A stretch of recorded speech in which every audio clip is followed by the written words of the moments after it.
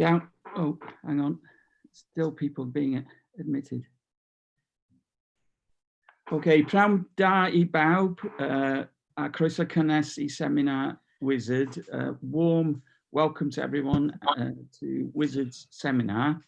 I'm Ian Rhys-Jones, I'm Director of the ESRC Centre. Before I introduce our speaker for today, just to remind you that the presentation is being recorded, and we really looking forward to a discussion. So please use the chat function as much as you can. When it comes to questions and answers, you have the option to ask the question yourself, or if you're a bit shy, I'm very happy to ask the question on your behalf. So a good way of doing that is if you put in the chat self before you write out your question. Last thing I should say is when we finish, as usual with Zoom, it will all go off very abruptly. So I'd just like to thank Chloe for setting it up, first of all, and also thank our speaker. So I should go straight into introducing him. He is Simon Hatch, who is Director of Carers Trust Wales, and I think they do some amazing work. And also Simon, I think, is raising something that is often a neglected topic within health and social care.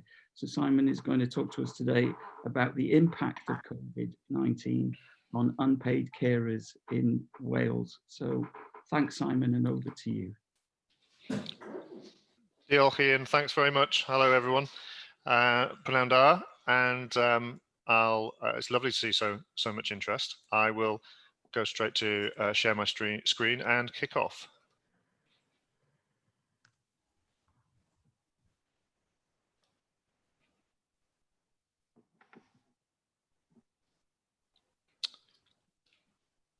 Okay. So obviously, if there's any specific queries or problems, Ian just flag, and I'll crack on. And guessing from the nodding head, Ian, you can see the blue screen there. That's great to see. Okay.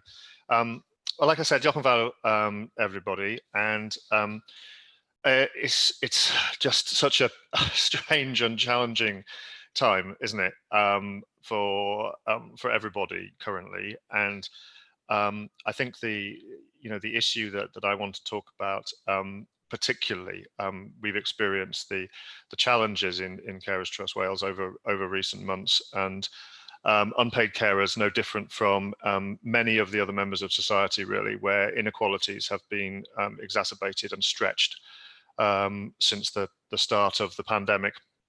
Just a couple of words on myself.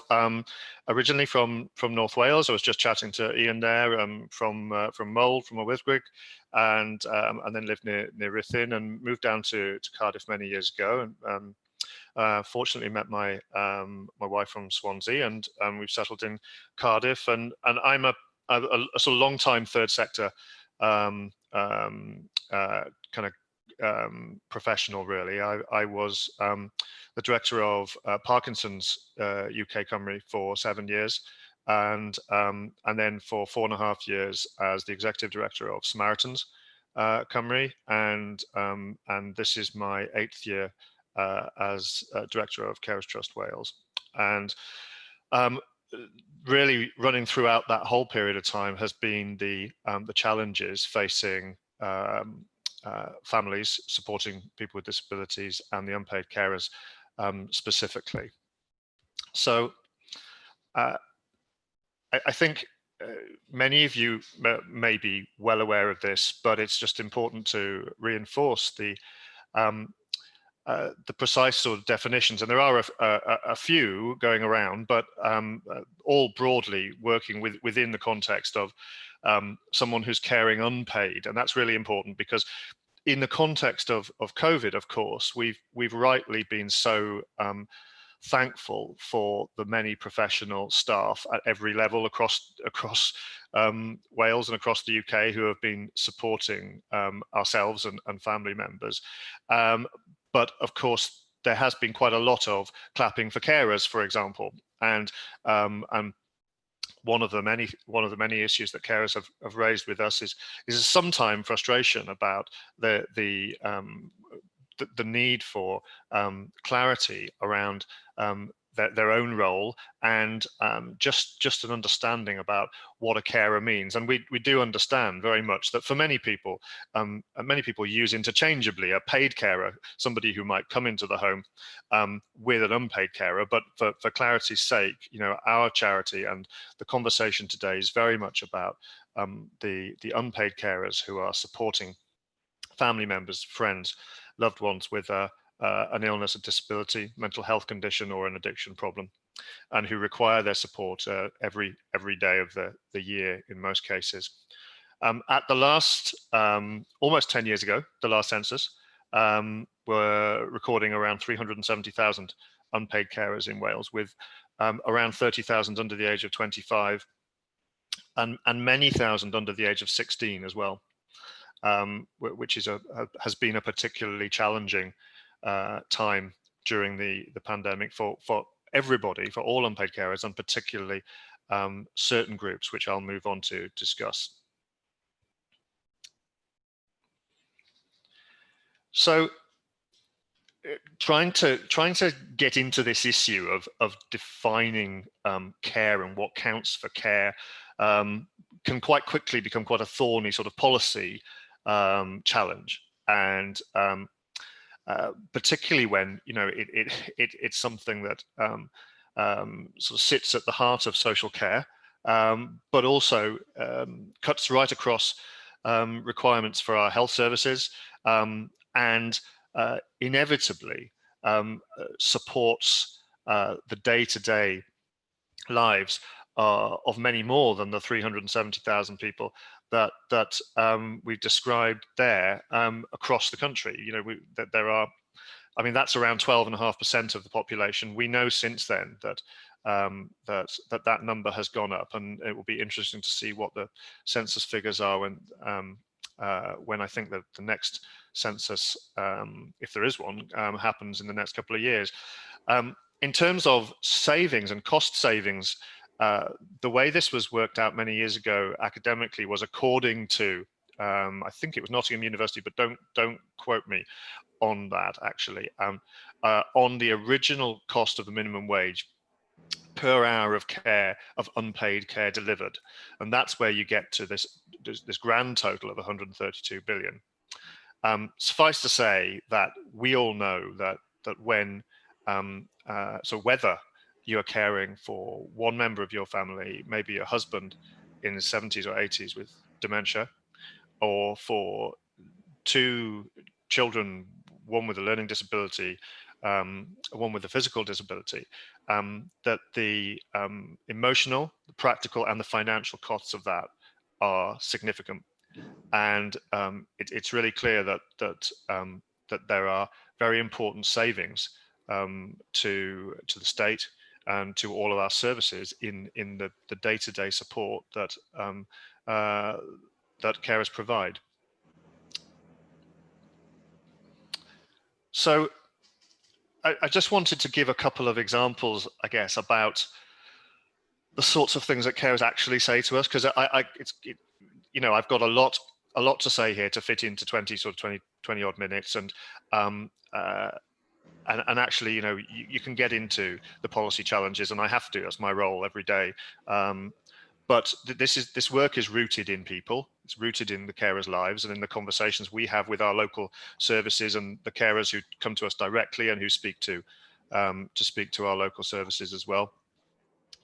About a couple of years ago, we did a really interesting piece of work on the breaks that carers were able to access. The break from their caring role in terms of their day-to-day life. So that might be just getting the food shopping, going to the doctors or the dentist, or having a short break alongside their family member. And it was really important that we kind of just reflect on what it is that carers tell us is so important to them. And this is just one of the quotes from that report that we put together. The lack of sleep is so crucial within all of this, and quite often, as I said, when we talk about the big picture and the policy challenges, I remember going back nearly 20 years when I started my work at Parkinson's, having a conversation with a family, a gentleman with Parkinson's and his wife, and that was the first thing that she said to me, was that she had multiple challenges every day with him, alongside his medication management routine, in and out of hospitals and primary care appointments, just getting day-to-day life achieved. But what made her cry in front of me was the lack of sleep, was her inability to sleep because of the situation that she was in emotionally, and because of the physical challenges of wanting to sleep in the same bed, in the same room as her husband of many years. And I've never ever forgotten that conversation, and it's driven really me in terms of thinking about these challenges ever since.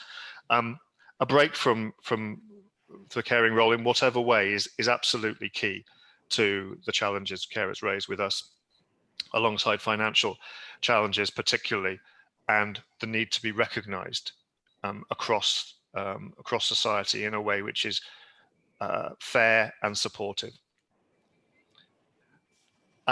This quote actually came from this summer, when we did a report on the experiences that young adult carers, that's up to 25, to under 16s, and then between 16 and 25, and the impact that the pandemic was having on them specifically. So this quote is terribly sad, and is reflective of the quotes that we had throughout the report. Excuse me, I'll just have a sip of tea.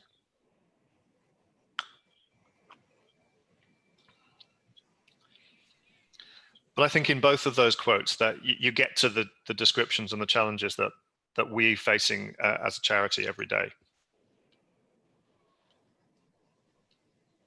So just a couple of slides to describe, before we go on to talk about the pandemic, a little bit about what we do, the whole context of this. We provide recognition for carers, provide tools and resources, and we influence at a strategic level as well.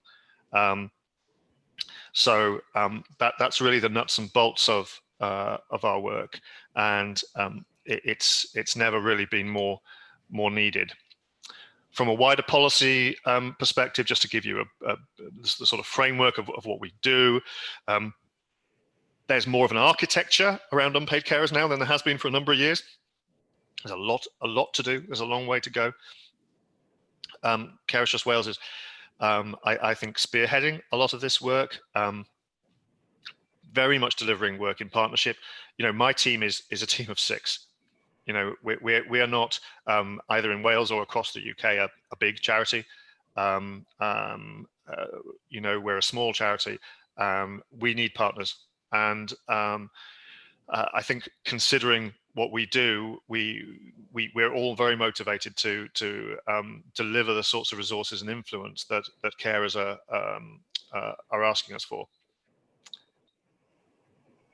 I think just one quick point just to highlight that partner organisation of the Welsh Youth Parliament at the bottom, we were able to submit applications on behalf of 2 young carers to join that, and that's been a real breakthrough for recognition across Wales, actually. So there are 2 young carers, a boy and a girl from South Wales and one from Mid Wales, that are members of the Welsh Youth Parliament, and really bringing those voices into that new institution, which I think is really important.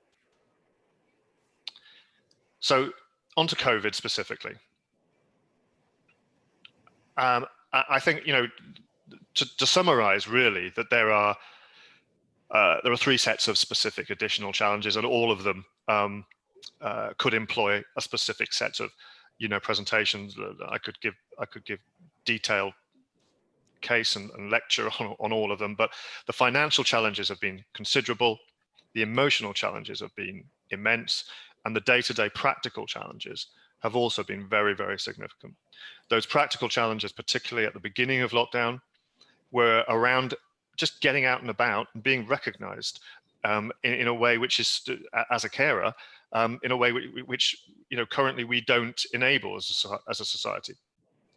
So carers were describing real challenges in accessing medication for loved ones and alongside loved ones, accessing food in many cases, and accessing information, particularly in the first sort of 6 to 8 weeks of COVID, when everything was understandably being thrown around our health services. But within that, there was that immediate lockdown had some very real practical challenges for carers across Wales. The challenges for younger carers, also in that initial period through to the summer, around their learning and their emotional health, have been really, really quite strident. Carers Trust Wales produced a report which I can provide WISERD members with a link to from earlier in the summer, and we spoke to I think around 300, certainly at least 300 young and young adult carers around Wales, it was a fantastic group, and they were really keen to describe the challenges, and some of that was really heartrending, and I gave you the quote just a couple of minutes ago from one of them. But the emotional health and the lack of access to friends and support, albeit some of the technology giving a real boost on a day-to-day level, there was still, interestingly, a real definite feeling of the caring role going up because of lockdown, combined with just not getting those regular breaks that you get through going to school.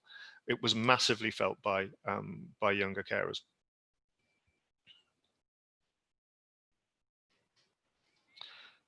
So right across the age ranges, we've been seeing, and there are studies ongoing across the UK for ourselves, for other universities, for other charities, which are demonstrating a significant uptick in care being carried out in the home, with some very, behind the statistics, again, some really distressing and concerning challenges, particularly around issues like palliative care and some of the practical day-to-day support that carers have had to do. And one lady who works closely with us, but called me to give a real, when I say works, supports us. She volunteers with us. She's not paid as a carer. Phoned me, I think in June or July, and we just had a long conversation about how she was. And she just said, Simon, I've just been catapulted into a 24/7 caring situation that I wasn't ready for. And I'm really struggling with it. And we see that replicated right across the different age ranges. So all of these key challenges here, in terms of day centres, in terms of the practical services that were available and have been available, particularly in those early days.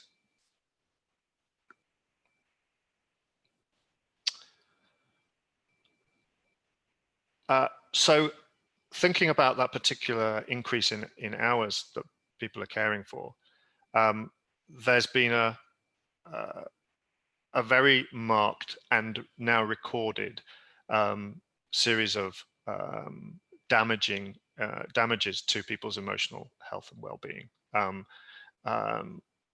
Not just additional loneliness for many people, but the stress and worry coming alongside it of COVID on the one hand, and of maintaining the day-to-day practical support that many people had help with prior to that.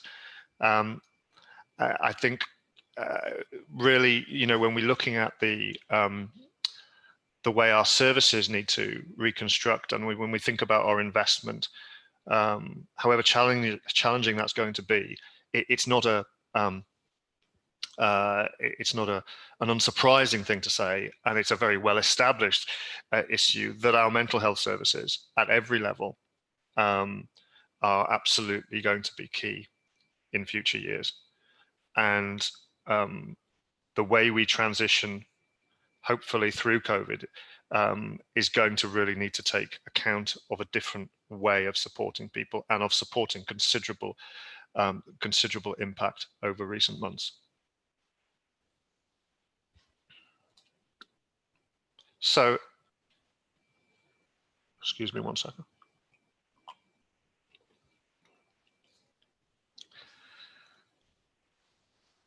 I just want to sort of pull together in the last couple of minutes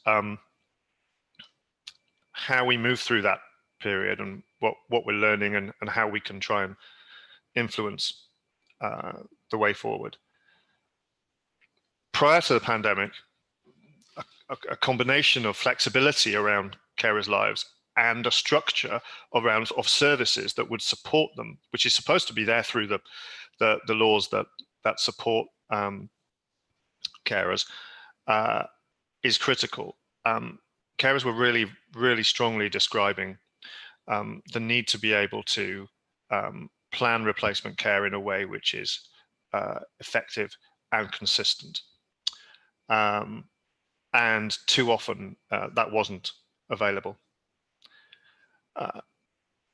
They also need, we also have always highlighted the need for an opportunity for the carer and the cared for to be able to have a break together in an appropriate way, and for services to think about that, and for our for us as a charity working with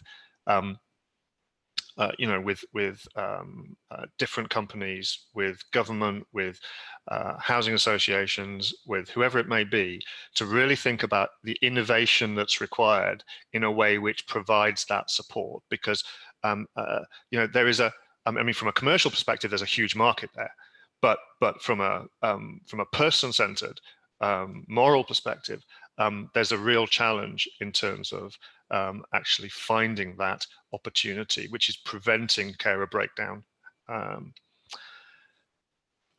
And certainly in terms of moving to a different future for carers, there has to be a way of addressing the financial challenges that so many carers are facing. There is a real alignment between Welsh Government definition of poverty and carers in many parts of Wales, more so than in the UK. Carers are, put it bluntly, older and poorer in Wales than in any other part of the UK. And there are certainly challenges there.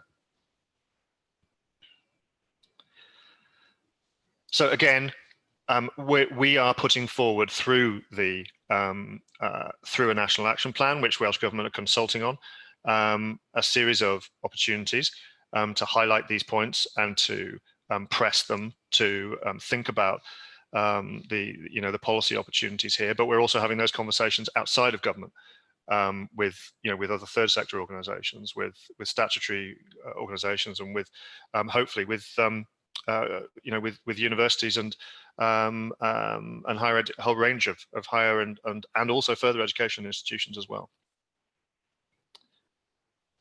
So that could include some ideas around changes to the way the existing laws are delivered, could include potential for a different welfare set of policies in future in the way that they have in Scotland. That may or may not be something that carers are keen to see. There are mixed views on that, as there are with the benefits of a carers commissioner. We've seen what an older persons and a children's young people's commissioner have done. That's also something that's been proposed. None of these are hard and fast solutions to the challenges that carers are facing. Certainly the delivery of the existing legislation is a key. And that's something that when we look at what the law actually says and what carers are receiving, there is a gap there, which unfortunately has been exacerbated by the pandemic, and is something that we are really keen to address as we move, hopefully, into a post-COVID world, or at least living with a more manageable COVID future. So on that note, I just want to say diolch yn fawr iawn, and thank you for listening. And it's a real privilege for me. If you have any questions, then please fire away.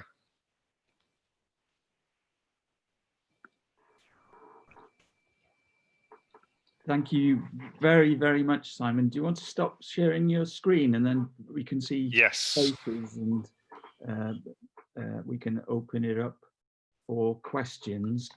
I haven't seen responses yet, so if you don't mind, can I take chair's prerogative and ask the first question while people go ahead, Ian, of course. So first of all, thank you so much for that presentation. It was a very clear description and analysis of what's facing carers, unpaid carers, as a consequence prior to COVID and as a consequence of COVID, and some very interesting and constructive policy proposals there as well. So I just wondered whether the Welsh Government were fully aware maybe of a distinction between formal respite and informal respite.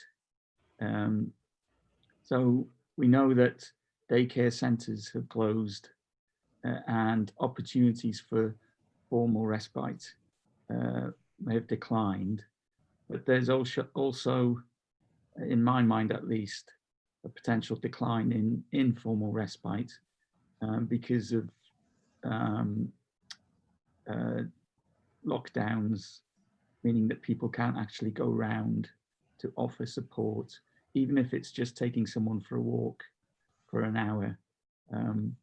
So is that a useful distinction, Simon, and something that might be raised more frequently? Yeah, it's yeah, you've hit the nail on the head. It's central to a lot of this, Ian, to be honest. I would like to be able to do a lot more work on that. And I mean, Welsh Government are aware of it. You know, translating that into solutions, of course, is more difficult, particularly as restrictions are fluctuating, etc. But it's really, really key. And when we held an engagement week recently, when we listened to carers from a range of backgrounds, and that point was raised by a number of carers on one of the sessions specifically. It was, you know, I was a lady from South Wales who made a very similar point, and her language was, you know, we were just about getting on without the formal support, but the community centre has now reclosed again. It's now closed again. That's where a lot of carers would get together. There's not a, you know, they weren't supported by a formal group or one of our local services or another charity, but it was where they, you know, they coordinated with each other to ensure that their family members, husbands, spouses were supported, and they had a coffee morning every week, and that's shut, and that's causing real distress. And yeah, it's absolutely something that we need to make sure that the guidance reflects. I think as COVID has gone on, we've informed, you know, Welsh Government have, to be fair, brought us in and others to inform that. And I think as we've got further on into it, they have listened and heard some of those issues more, which have improved or tightened the guidance a little. But then communicating that as well is a real challenge. But that will continue to be, you know, if COVID stopped tomorrow and there was a vaccine, that would continue to be a real challenge. Thanks, Simon. So now we've got questions coming in now. So I've got Katie, Chris, and Christala. So shall we take them in that order? Katie, do you want to ask your question? Thank you. Really interesting, Simon. It sort of follows on from that conversation. I was just thinking about where you said that you need to kind of develop innovative ideas going forward to support people. I think the pandemic's been a very interesting place where communities and individuals have supported their neighbours and have been more willing to do so. And I was just thinking about there's a website or an app called Nextdoor, and on that people have pinned themselves as people who are willing to help their neighbours. And I was wondering if the Carers Trust or another organisation would be in a position to create some sort of technology that would enable people to help you, whether it's go round and sit for an hour at somebody's house or do a little bit of shopping, and kind of the legacy of the pandemic might increase that kind of caring capacity for people beyond their own families. I just wonder whether that's something that could potentially be developed. It's sort of more of a comment than a question, I think, really. No, I'm grateful for it, and it's actually something that we've kind of we've discussed internally. It's one of those things on Katie on my to-do list. Like I said, we have a team of 6. A couple of us, not myself, a couple of the team are part-time. Its capacity is a real challenge, and so. But actually, yeah, it's broader than us. Of course, it's not just about me and my little team. That is an issue which I know is recognised more widely, and it is actually something that I'd be really interested in picking up. I've had a conversation quite recently, actually, with a potential funder, and not. Hope just to talk about those sorts of issues and have an initial conversation. So the only other point of it, maybe of interest around that, which is I think there's I'm sure there's research around this, but the point you make about that community support, I'm hearing really mixed messages from both research and from real people around that, and that is that many people are saying the same as you, and many people are saying quite the opposite, actually, that they've actually felt, and I don't even just mean unpaid carers, but specifically that it's really dependent on independent experience, and on what their neighbors happen to be like, what the community happens to be like, the support, and all that kind of social capital, I guess. And I'm really interested in how consistent actually that feeling of community support is, and how meaningful, because I've certainly heard a number of experiences where that's not been the case. Yeah, and issues around longevity as well. Somebody might be willing to get involved initially, and then it kind of tails off and leaves somebody feeling more isolated than they were in the first place, potentially, as well. So it's quite. Thanks, Katie. Thanks, Simon. Should we go over to Chris Taylor? Thanks, Ian. Thanks, Simon. Just to reiterate Ian's comments before about how really valuable that was to have your presentation today, and some of the issues you've highlighted are really important to us. I think my question follows on really nicely from Katie's, because we undertook surveys of young people during the first wave of the lockdown, just as they're returning back to school just before the summer. And instinctively, we included a number of questions about their caring responsibilities.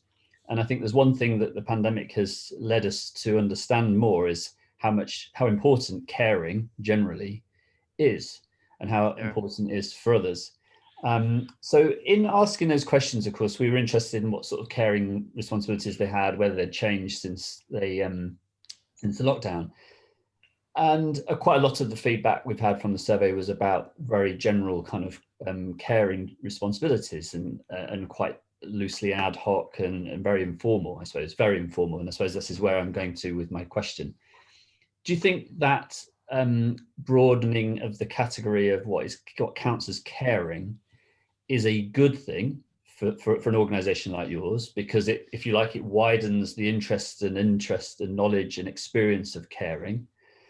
Or does the kind of very nature of the very informal nature of that caring activity, if you like, possibly even undermine the kind of strategic role that, say, the Carers Trust Wales plays, the policy measures in place to support those that are undertaking?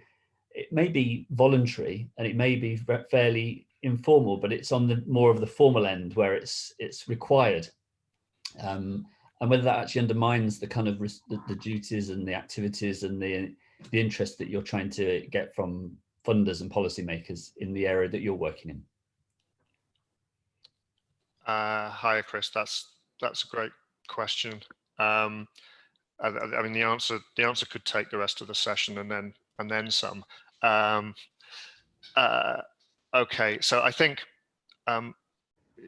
I think the issue is you're always going to need a level of formal provision of care for some of the most vulnerable carers and some of the most vulnerable people in society. I think to try and answer your question honestly, I don't think the increase in language or conversations around care conceptually undermine or damage what we do. I think they actually reassert what we're doing, and it's our job to make sure that there is a level of understanding there, and that's the balance that all charities should be in the business of. I understand where you're coming from, and I think it is definitely a pertinent question, and I kind of alluded to it at the beginning, and carers kind of saying, oh, we're all clapping for carers, that's great, but when I turn on the news at 10, it's somebody on a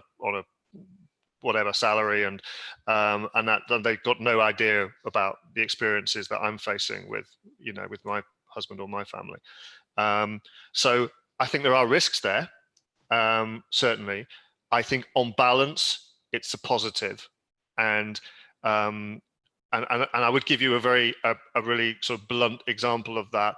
Hasn't always translated into direct support, but we've had more inquiries from other organizations, from some small funders in the period of COVID than in the equivalent period, probably twice as many as we did the year before. In terms of the wider impact of the conversation, unpaid carers have been contacting politicians, for example. I don't have any scientific basis for this, but I know it to be fact, compared to, again, equivalent point last year, considerably in higher numbers, raising the challenges which adds to the explanation and the understanding. Because if you're a politician for wherever making decisions about this, and you're not aware day to day of what unpaid care, you haven't had that experience maybe in your family or wider group, then sometimes it's important for those issues to be communicated. So I think on balance it's a positive, but there are definitely risks with it. Okay, Diolch. Thanks, Simon. Thanks, Chris. I should apologise because I haven't chaired it very well, so I've missed Judith. I've got a question to ask from Christala, but maybe if we go to Judith first, because I hadn't noticed her hand was up, and then we'll go to Christala. Judith, do you want to ask your question?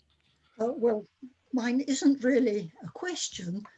Mine is, first of all, to thank Simon very much for his presentation, and to say that I am actually an unpaid carer myself, who had to give up a project I was developing with WISERD in order to care. And I am immensely grateful to the Carers Trust, because I do pay for a couple of hours a week a respite, and I would probably go mad without it. The other boon, which Simon may not have taken in totally, is that actually Zoom is a form of release, a form of respite for unpaid carers like me. Yeah, thanks, Judith. Thank you so much for your kind words. And I think that, and I think it's probably, what I tried to give you is that the default position of the real challenges and difficulties, and maybe that's not balanced with some of the real opportunities as well that have been there for carers, and Zoom is certainly one of them, and technology is another. I think that the challenges certainly have outweighed and continue to outweigh the benefits, but of course they don't sit in neat little boxes for individuals or for families or communities. So thank you. Thanks, Judith. Should we go to Christala? Christala, do you want to ask your question? Thanks, Simon. That was really interesting, as always. I wanted to go back a bit to some of the things you said about Welsh Government, and I'm curious to understand how Welsh Government have been responding to the issues that you've been raising. you and colleagues across the sector about the kind of changing needs of carers. So how have they responded? You know, what measures or systems have they put in place to actually support organisations like Carers Trust Wales? And also, if I can add there, what do you think might be the lessons, the kind of policy pressure points that might be the things that we would seek to be influencing post-pandemic, if a time ever were to come where we might be in that situation? But you know, what is it that the current frameworks have not allowed you to do, and how might we change that? Does that make sense? Yeah, it does. It does. Hi, Christella. Yeah. Hi. Thank you. So two parts to the question. One, in terms of what Welsh Government have done. I mean, they. I